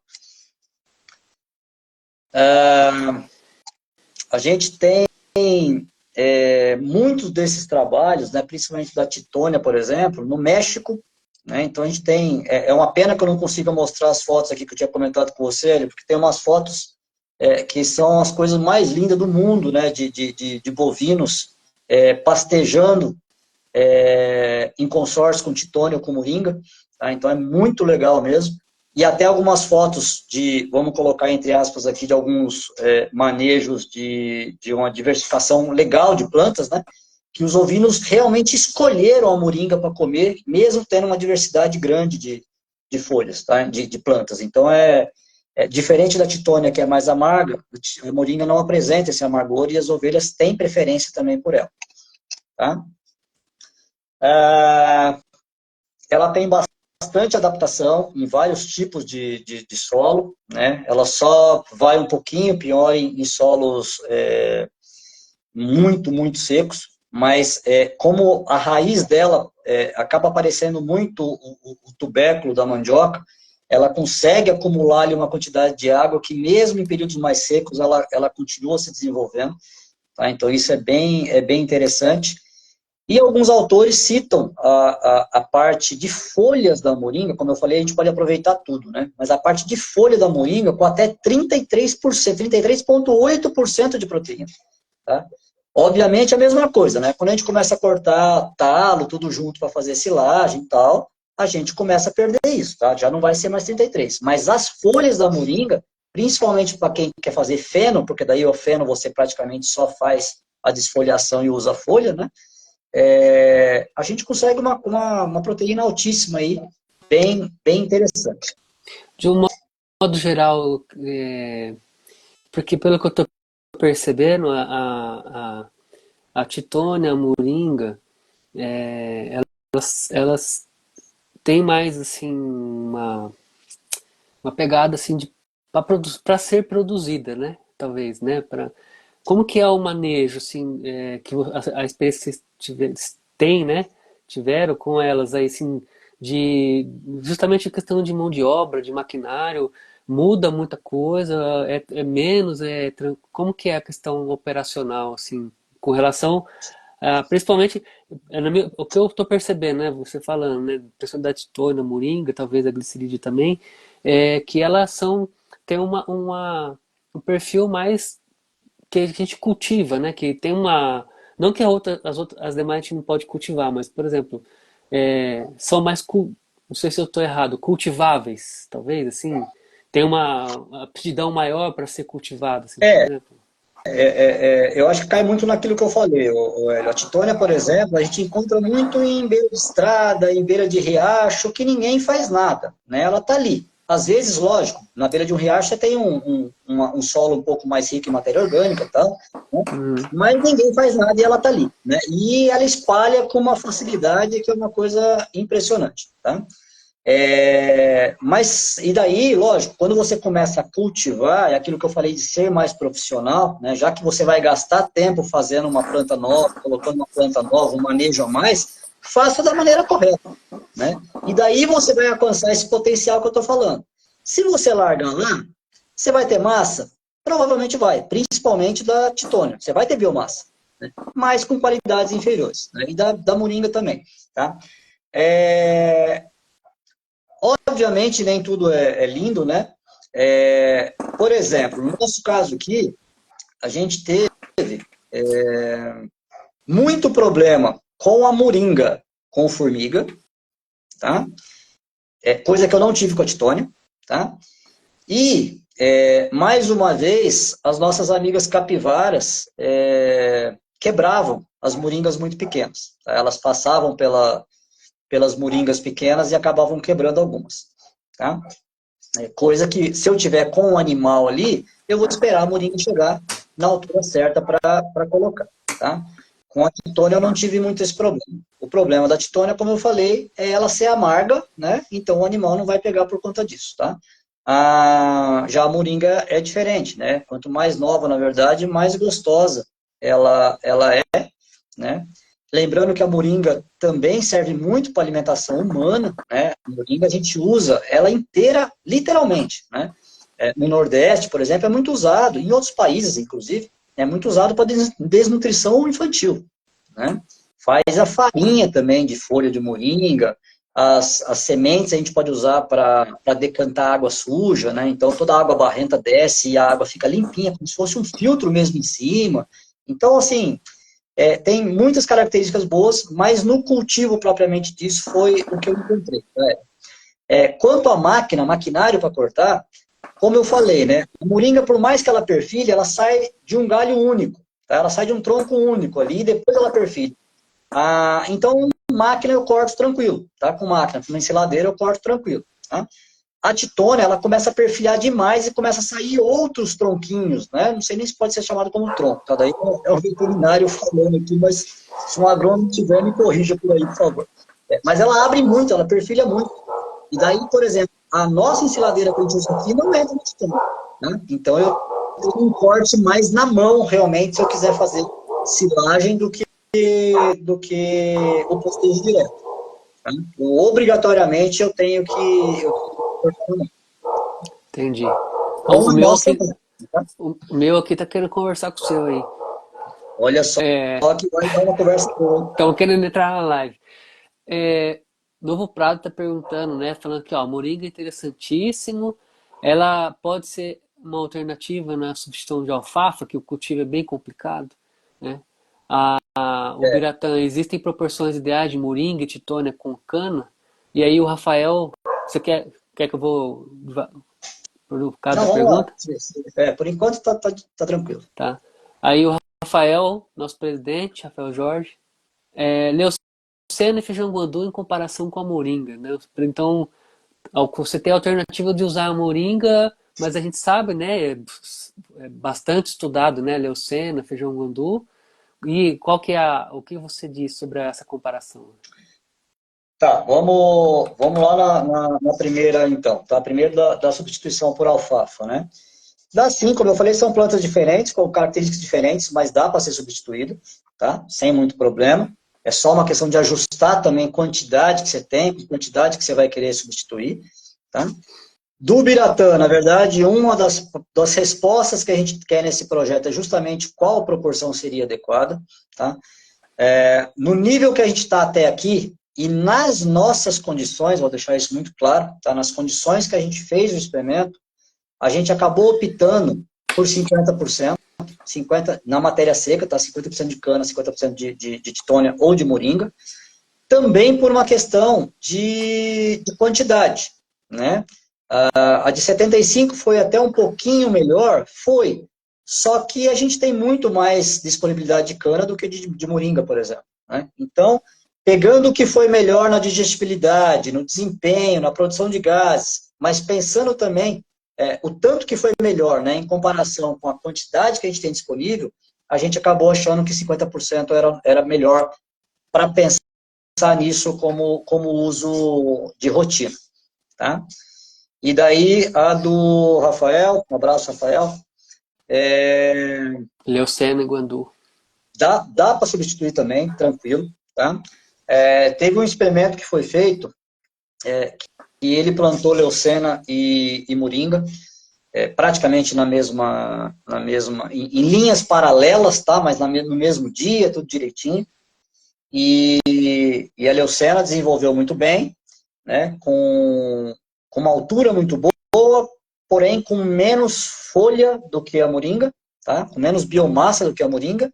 E a moringa, eu estou falando de Nordeste, tá? Que é um pouquinho diferente daqui também, mas acredito eu que aqui seria muito parecido o comportamento das duas, tá? A altura da moringa é quase o dobro da altura da leucena, tá? E com rebrotamento mais fácil, mais rápido depois também, tá? Muita gente foge um pouco da leucena, né, pelo manejo depois, e de medo que se largar um pouco mais, a leucena dá uma esparramada também, tá? Até hoje aqui eu não vi isso acontecer com a moringa. Eu tenho plantas consorciadas com capim, tá? E tenho plantas separadas para pegar semente. Tem algumas que eu uso como matriz aqui. Mesmo nessas que eu uso para matriz, as vagens caem muito próximas às vezes. Na certa semente até que vai um pouco mais longe, mas não costuma nascer. Então, ela não esparrama tanto. Tá? Então, é um manejo bem tranquilo. E em questão de proteína também, é muito próximo. Aí vai ser mais uma questão de adaptação de trabalho mesmo. E com essa vantagem também que a moringa a gente consegue usar quase tudo com vários subusos, aí, vamos dizer assim. Tá? A gente tem não só a moringa para alimentação animal, né, mas a gente tem, por exemplo, o óleo de moringa, que pode ser usado em alimentos, a gente tem a moringa em pó, que pode ser usado tanto para humano como para pets, está sendo muito usado também. A gente tem a cápsula, que é um dos fatores que eu falei que estava sendo um problema, né, porque esse negócio de tomar cápsula estavam se fabricando cápsula de qualquer jeito em todo lugar e todo mundo achando que poderia comer o dia inteiro de moringa, e também não é assim, tá? Tem que tomar um pouco mais de cuidado. A gente tem, como eu falei, a semente de moringa, né, que a gente pode usar para alimentação animal também e para purificação da água. A gente tem a folha, que a gente pode fazer alimentação animal, consumo em salada, fazer chá da moringa, tá? E daí na alimentação animal também, hoje a gente tem tanto alimentação para monogástricos, né, aves, suínos, até para peixe a gente tem alimentação com moringa já, caprinos, bovinos leiteiros de corte e assim por diante. Tá? O feijão guandu, Rafael, eu acho que acredito que é a mesma coisa, tá? Mas eu particularmente, eu tive um plantio uma vez aqui, tá? Excelente, não estou falando mal dele, mas a gente deu uma bobeada no manejo aqui e depois a gente não conseguiu mais controlar. Tá? Então, eu, particularmente, aqui, a gente teve um problema com ele. Tá? Mas não foi culpa dele, foi culpa nossa. Tá? Então, eu não tenho muita experiência para falar com feijão gordura. O Chico está aqui prestigiando a gente também. Abraço, Chico. Ah, Abraço, Chico. até que tamanho de rebanho compensa a utilização dessas alternativas para a alimentação dos animais? Não sei te responder, porque vai depender muito do jeito que vai ser utilizado, vai depender muito da sua área de plantio, se você vai realmente fazer silagem, se você vai usar só como banco de proteína ou como pastejo direto. Aí eu acho que tudo isso é muito específico de cada caso.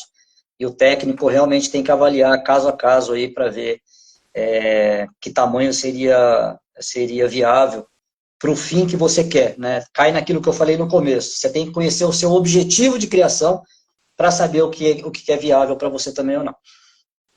Eu vejo que também são momentos específicos que você vai precisar fazer um manejo mais.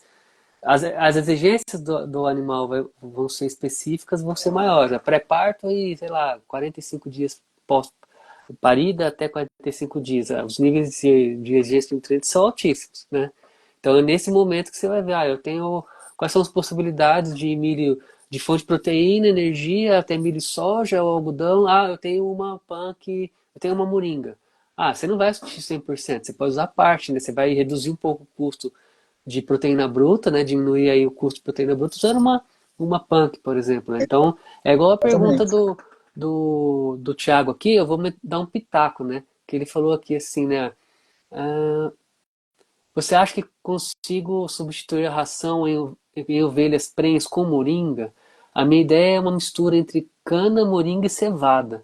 Então, assim, falando como técnico, né? É importante você conhecer a composição da moringa. Tudo bem, você pode ter uma referência dos trabalhos do Ricardo, mas você colheu com que altura? Você colheu com quantos dias? O seu solo, você deixou ela lá largada, ela surgiu, você cultivou, né? Essa moringa. Então, na minha opinião, Hélio, o importante é a gente ter um conhecimento da composição desse alimento, justamente para na hora de você inserir na fórmula, inserir na, na planilha que você usa para formular, no caderninho, você saber o quanto que está contribuindo de proteína, por exemplo, essa punk que você está usando, né? Então é extremamente importante isso. Não é só, é uma alternativa, mas saber como usar essa alternativa, né? Reforçando, né, o que eu já falei, a gente tem trabalhos aí, ou épocas do ano, que se você errar no manejo, você vai colher uma moringa com 8%, né? E se você acertar no manejo, você pode estar colhendo uma moringa com 20 e poucos por cento. Então, isso é extremamente importante, né? Agora, você está falando em animais ali de mantença, começo de gestação, como pastejo direto ou como banco de proteínas, você vai ficar tranquilo que você vai conseguir suprir a proteína do seu animal, né? Sem muito problema e com custo muito baixo. Agora, final de gestação, a gente tem que lembrar que muitas vezes não é só uma questão nutricional, é uma questão de espaço, né? Você está com o útero gravídico ali que está empurrando o útero e não tem espaço físico para você encher de volumoso. E o concentrado é de digestibilidade rápida, de passagem rápida ali, você consegue muito mais rapidamente, com pouco volume, nutrir esse animal, né? Então, não é só uma questão se a moringa em si, se a parte nutricional da moringa conseguiu ou não. É uma questão física também. Justamente. O Biratan perguntou aqui, mas eu acho que isso aí vai. Vamos ler o artigo do Ricardo depois, né? A utilização em termos de desempenho de ganho de peso da proporção 50-50 com moringa. Foi feita alguma avaliação? A parte de desempenho com moringa está sendo feita agora, Biratan. A gente começou o projeto, os animais chegaram na quinta-feira, eu coloquei os animais na baia do intergado, né, que são os coxos eletrônicos de medição de consumo, na sexta-feira. Então a gente não pode falar do desempenho ainda. Tá? O que já me deixou contente, na verdade, é que eu tinha dado pelo menos 8 dias, né, para eles consumirem tudo que eu queria, que é o que a gente espera que o animal consegue consumir. E desde ontem que eu já tive que aumentar a quantidade, porque eu cheguei lá e eu achei até que alguém tinha limpado o coxo, tá? Porque eles quase que lamberam o coxo, estava tão limpo que eu achei que alguém já tinha passado lá e limpado. Então isso já me deixou contente, mas de desempenho eu ainda não posso falar nada, porque realmente a gente começou agora, tá? Certo. Bom, glicerídea. Glicídia.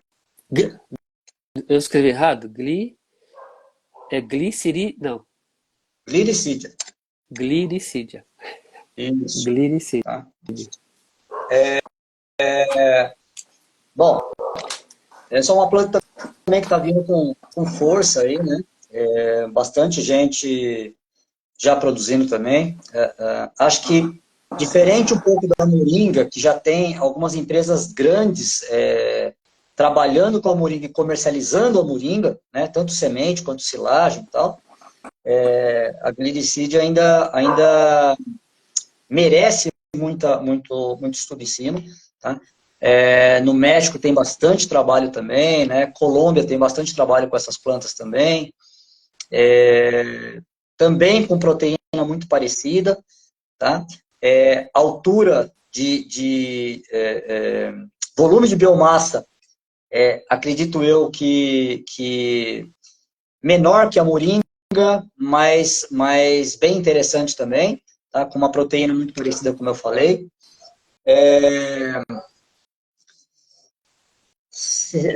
Propagação por semente e por estaquia também, né? Por estaca de galho também, então também é bem tranquilo. Tá? Se errar no manejo, assim como a moringa, na verdade, tá? Se errar no manejo, ela vira uma árvore gigante, então também é muito usada para reflorestamento, tá? As moringas que eu tenho de matriz aqui, por exemplo, para semente, até pouco tempo atrás, elas estavam com quase 15 metros de altura, né? Daí eu podei,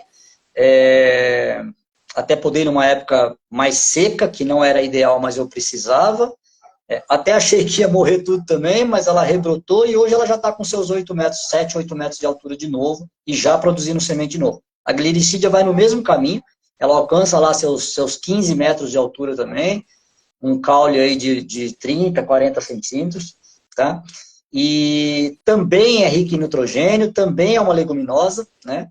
Pode podar várias vezes que ela rebrota facilmente também. E também tem essa variação de proteína, né? Se for uma época ótima, as folhas podem chegar aí a 30% de proteína, se for uma época ruim, pode cair bastante. Hoje mesmo a gente teve uma reunião com uma universidade de Minas que está trabalhando com ela também, que inclusive é o que vai mandar material para cá para a gente trabalhar.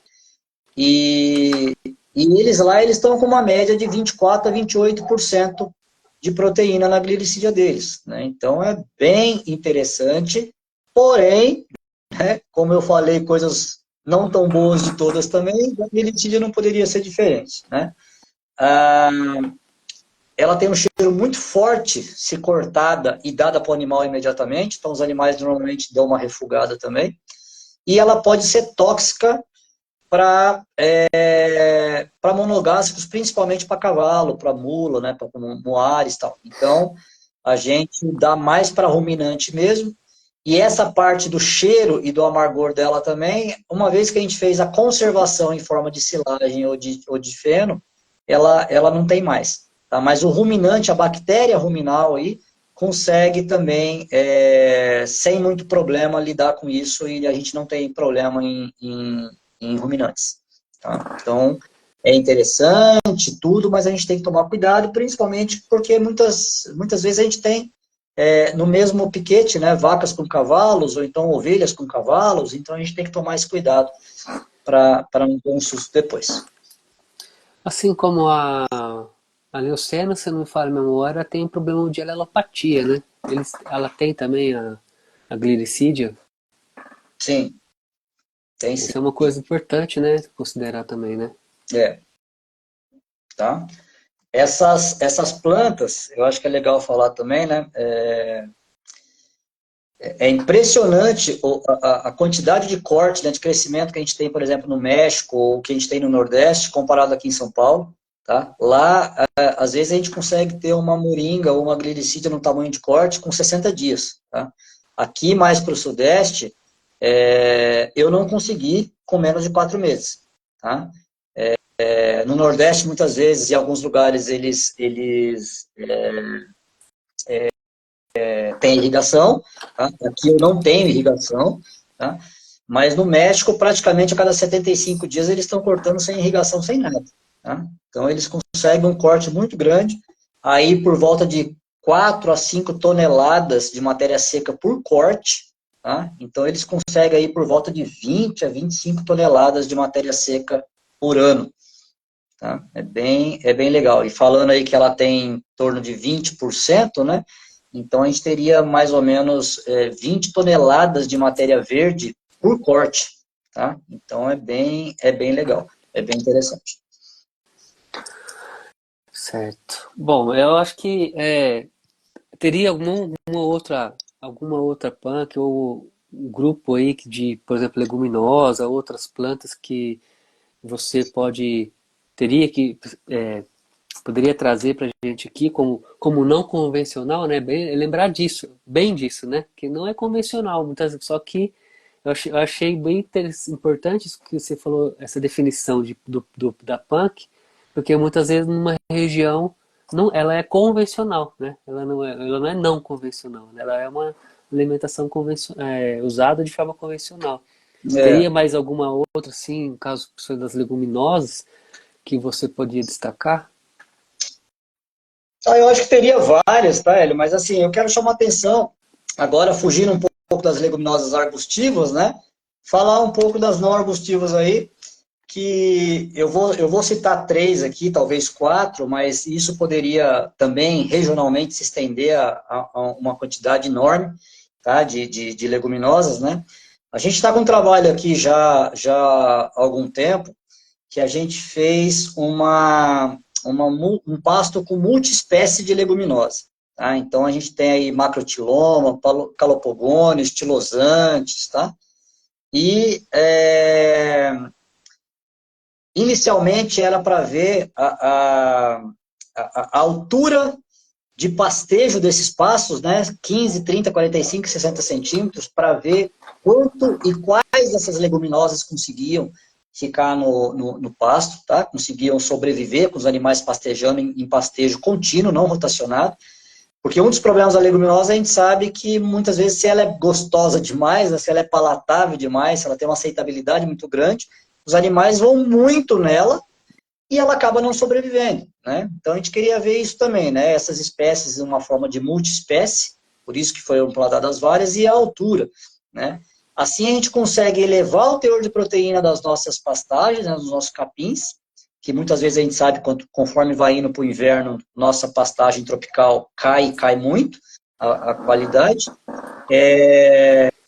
E foi bem legal, tá? Eu não vou falar aqui de altura agora, mas essa mistura que a gente fez, né, incluindo soja perene aí também, foi bem legal. A gente tem fotos aqui de um pasto maravilhoso e os animais indo lá e pegando as folhinhas das leguminosas, assim. Então foi bem interessante a aceitabilidade.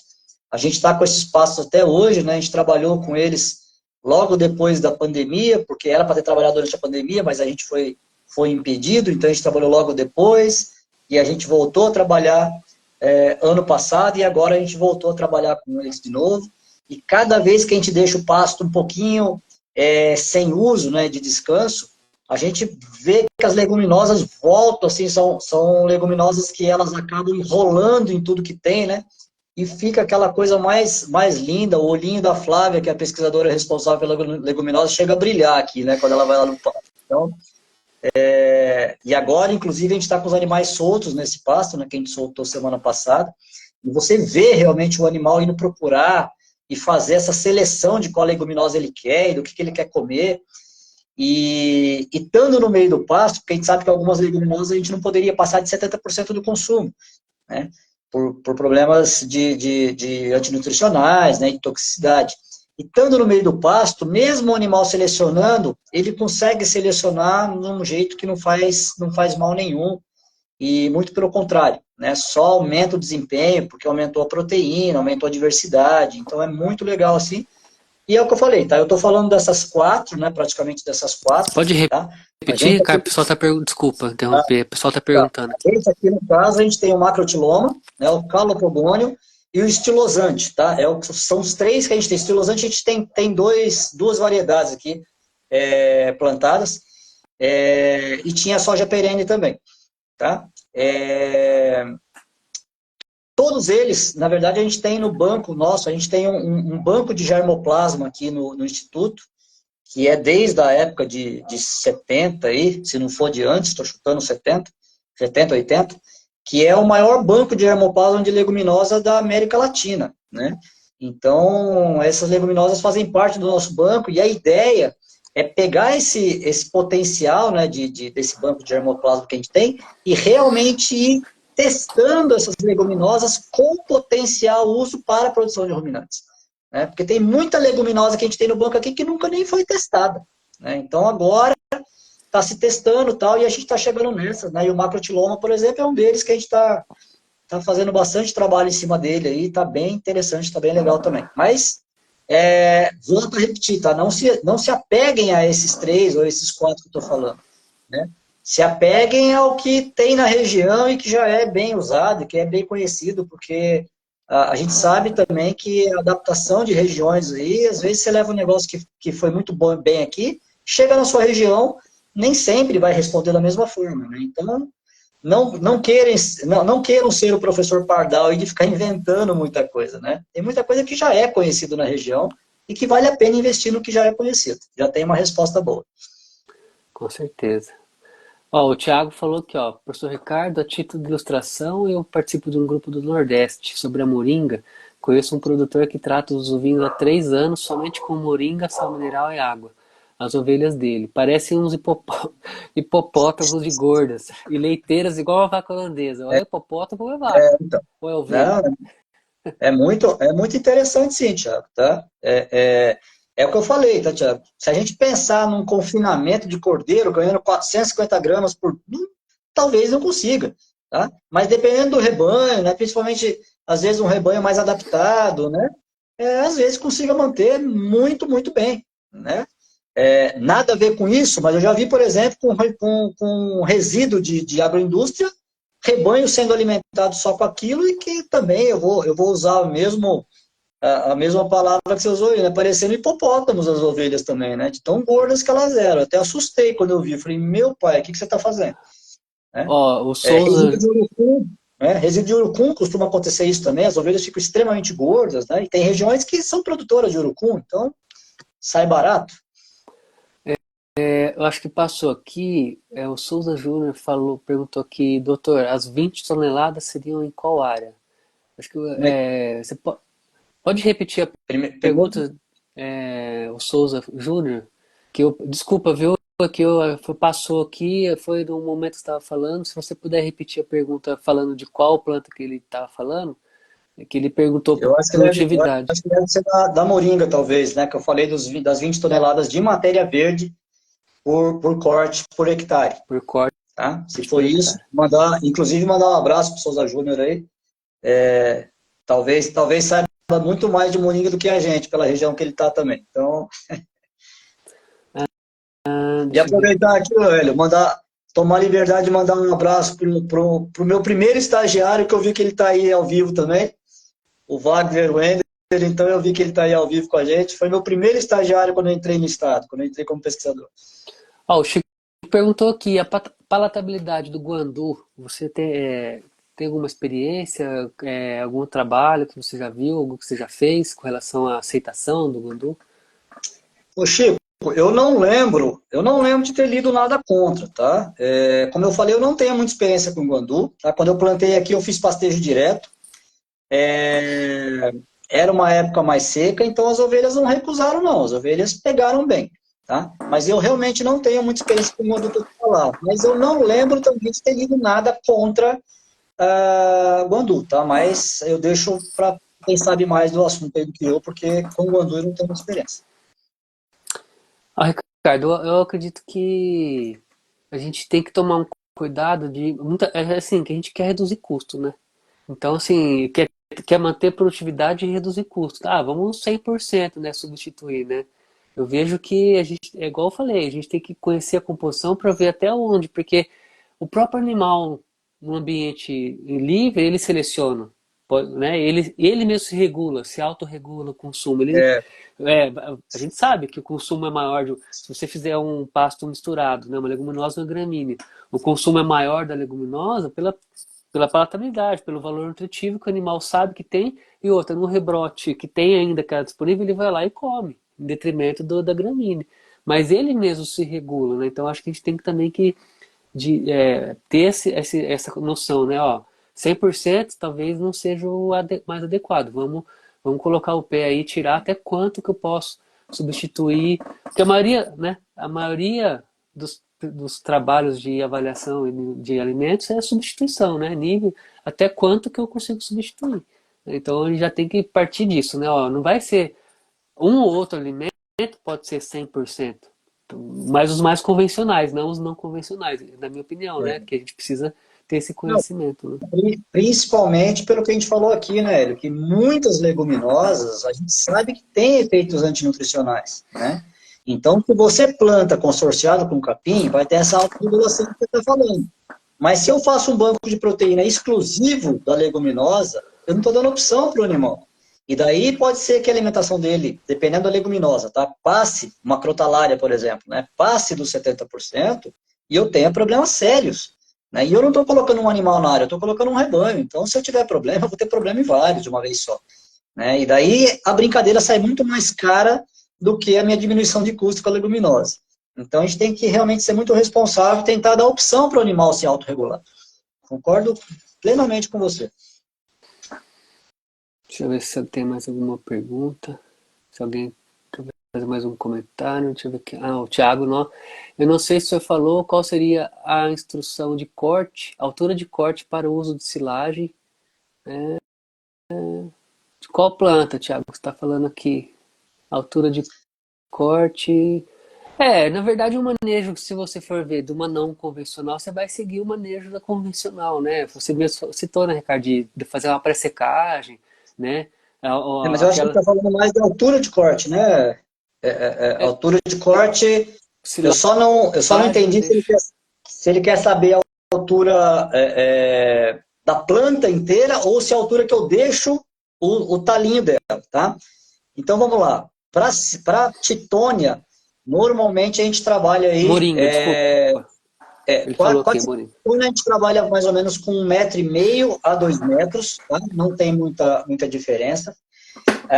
Para a moringa, nas nossas condições aqui, um experimento um pouco mais específico que a gente fez, a moringa atingiu o melhor ponto de corte com 1,70 m, tá? Mas, obviamente, que a gente tem moringas de tamanhos diferentes, né? A gente não está falando de uma planta só, a gente está falando de 1 hectare, às vezes, né?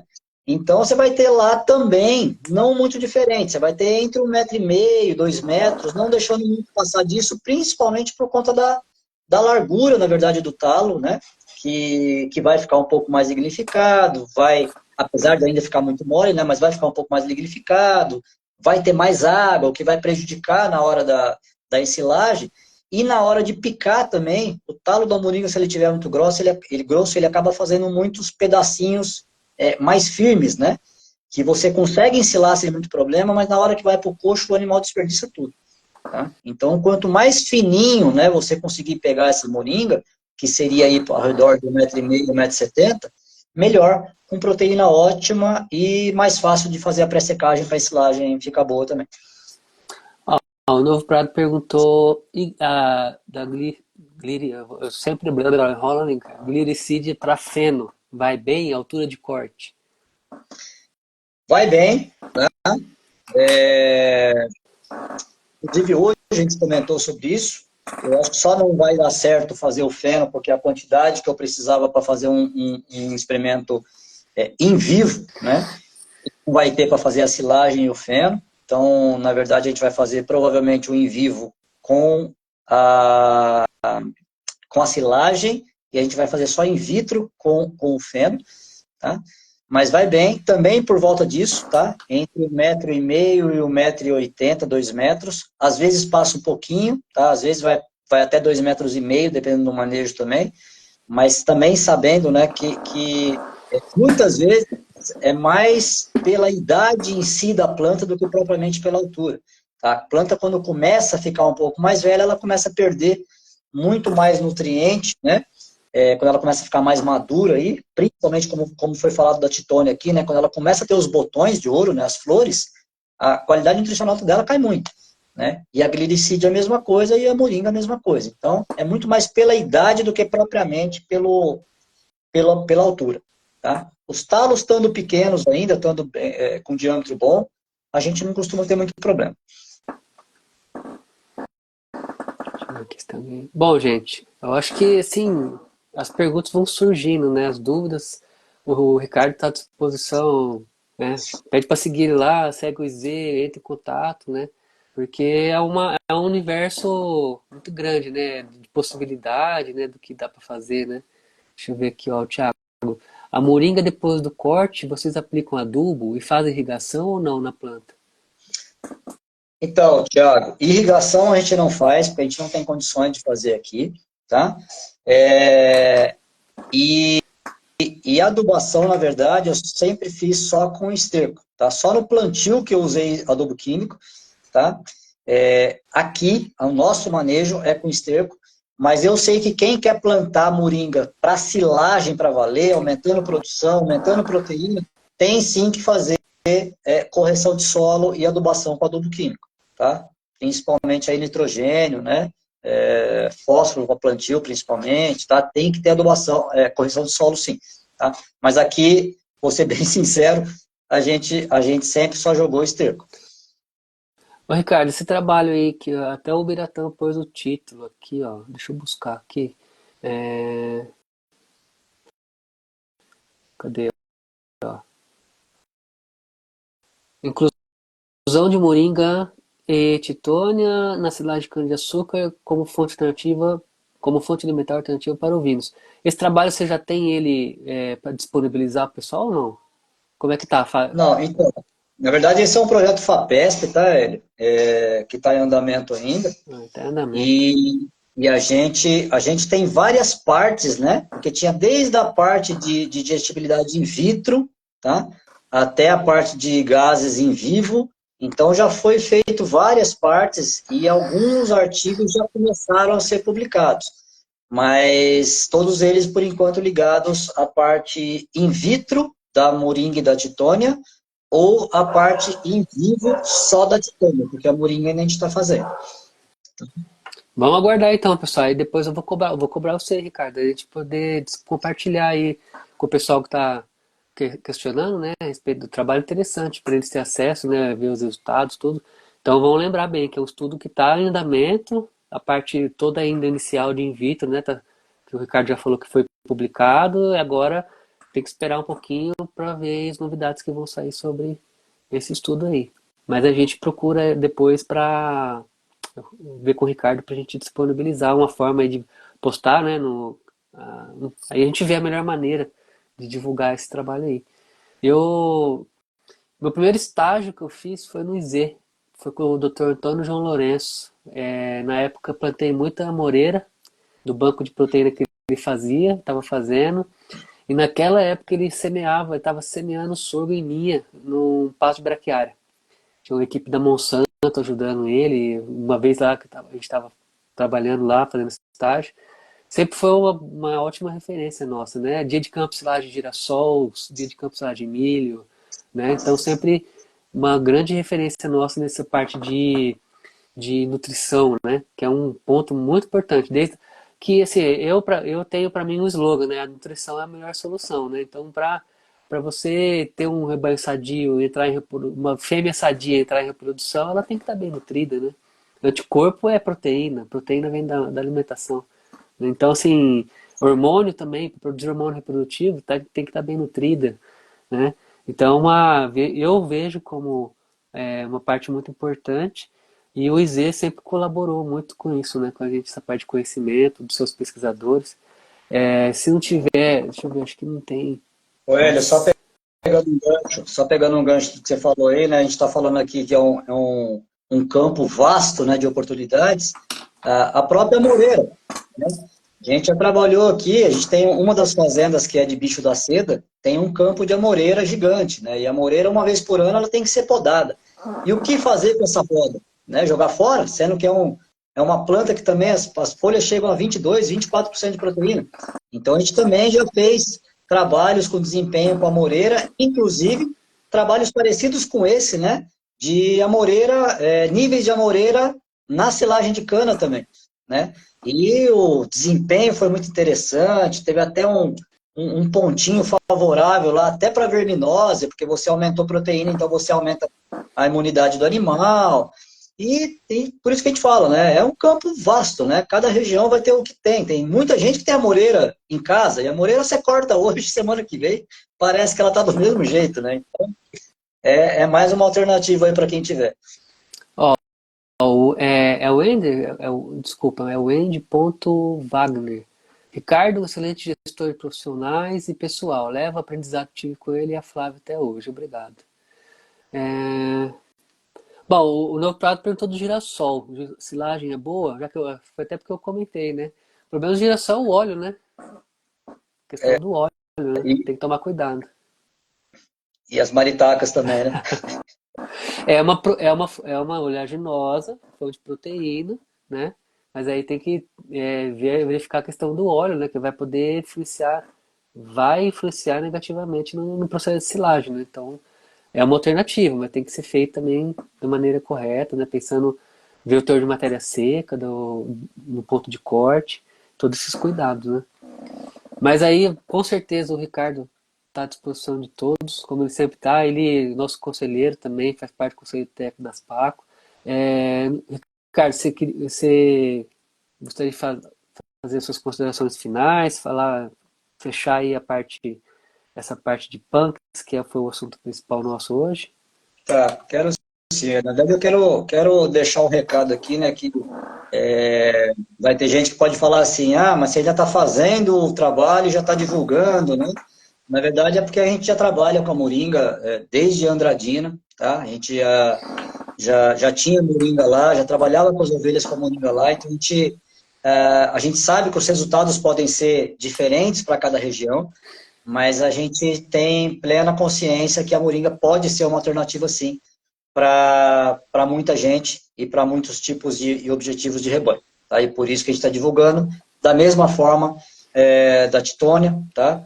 É só um exemplo, né? Tem um colega que trabalha numa universidade de Minas também, que ele parou, ele trabalhava com vaca, tá? Não com ovinos, mas ele parou de trabalhar com moringa em pastejo direto, porque para ele falava que as vacas quebravam todas as moringas. Então, para ele não serviu. Tá? Ele preferiu trabalhar com a Titônia. Tá? Com ovelha em pastejo direto, eu nunca tive esse problema. Eu tive com os capivaras, mas não com as ovelhas. Tá? Então, cada região, cada produtor vai ter que procurar a sua estratégia aí, mas por isso que eu estou soltando esses resultados até antes mesmo de estar com os resultados publicados. Tá? Porque eu sei que são alternativas que a gente pode sim usar e tem muita coisa já publicada por aí. Tá? Agradecer, né, as PAC, principalmente o Hélio, todo mundo que teve a paciência de escutar e participar com a gente aí. Tá? E fazer um convite, Hélio, se me permite, dia 12 e 13 de julho, a gente vai estar fazendo um evento, principalmente sobre mini cabras, tá? No dia 12, que é uma sexta-feira, é um evento técnico, sobre mini cabras, mas as palestras são muito comuns para quem trabalha com caprino também, e às vezes até com ovinos. A gente vai ter palestra de reprodução, de sanidade, de nutrição, de mercado, então é bem legal.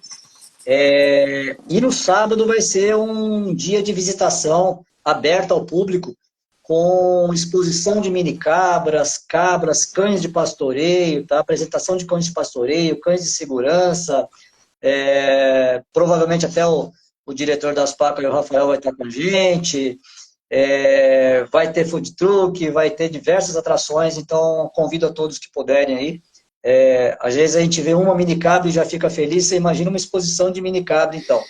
Que a ideia é justamente tentar juntar e também fazer essa organização da cadeia da minicabra, que também está precisando. Né? A minicabra tem a parte produtiva dela, por incrível que pareça, mas tem muito a parte de pet e de agroturismo. Né? Então, passa a ser, a partir de agora também, já há algum tempo, na verdade, uma fonte interessante também, né? E por isso que a gente está querendo organizar um pouquinho mais, tá? Então vai ser um prazer, quem puder vir, trazer a criançada aí, vai ser um dia bem, bem legal, bem proveitoso para todo mundo.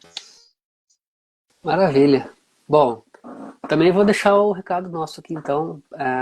Dia 25 de maio teremos o primeiro dia de campo da Estância Bacurizinho, parceria das PACO com a Estância Bacurizinho, para falar sobre ovinocultura. O tema vai ser ovinocultura com um foco aí na reprodução, no trabalho que eles fazem. Vamos falar da relação nutrição e reprodução, que sempre é importante, né? Mas vamos ter depois também, logo mais na semana seguinte, o curso de viabilidade econômica, nosso aqui da associação.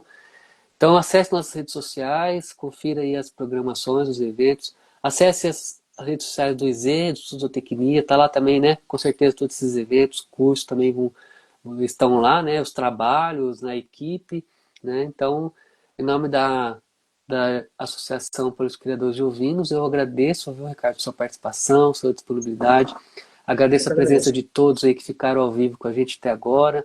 Essa live fica salva, quem quiser consultar depois, rever alguma parte, E também quem quiser compartilhar com o pessoal aí, né, a gente agradece, tá? Então, muito obrigado a todos, uma boa noite para vocês, bom descanso e até a próxima. Obrigado, Hélio.